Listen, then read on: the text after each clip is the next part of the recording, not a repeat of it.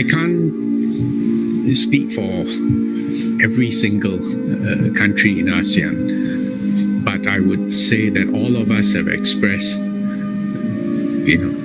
grave concern with the violence and the threat that this will descend into an abyss of violence.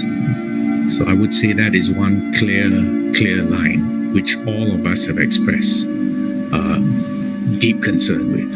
In our case, grave concern, and frankly, we're appalled by the violence that has been inflicted so far. Well, Dr. Balakrishna also stressed that ASEAN will continue to engage with Myanmar, but also said several times during the Zoom press conference with reporters that at the end of the day, the future of Myanmar will have to be decided by the people in Myanmar. May, no sign of a joint statement just yet. Any word from other foreign ministers?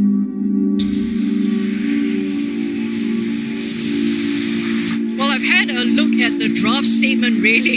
And in that statement, well, there are three key points in there. Number one, obviously, collectively, ASEAN member nations have called on Myanmar to desist the use of violence against the protesters and to exercise utmost restraint on the protesters. Another point that they said also, the fact that ASEAN stands ready to help as well as to support Myanmar come up with a roadmap in going forward to bring about normalcy back to the country. And final point, the emphasis on the ASEAN member nations are reiterating and enforcing, or rather, while Malaysia, on the other hand, has said that this recurring situation in Myanmar, it poses as a setback for the political stability as well as the peace in this entire region, calling upon Myanmar to come back to the negotiating table in order to find a solution forward for the country, for the region. May Wong in Bangkok, thank you.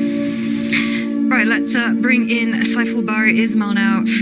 To facilitate dialogue between the military leaders and the ousted civilian government in order to restore peace in the country. Speaking in a virtual press conference after the informal ASEAN ministerial meeting today, Ms. Retno said, in the history of ASEAN, the group has been able to resolve issues through dialogue. Ms. Retno urged for dialogue and communications to begin between parties involved in pain. Now, Ms. Retno also expressed her deep concerns about the escalating violence in Myanmar. She said the number one priority right now is to ensure the safety of the Myanmar people.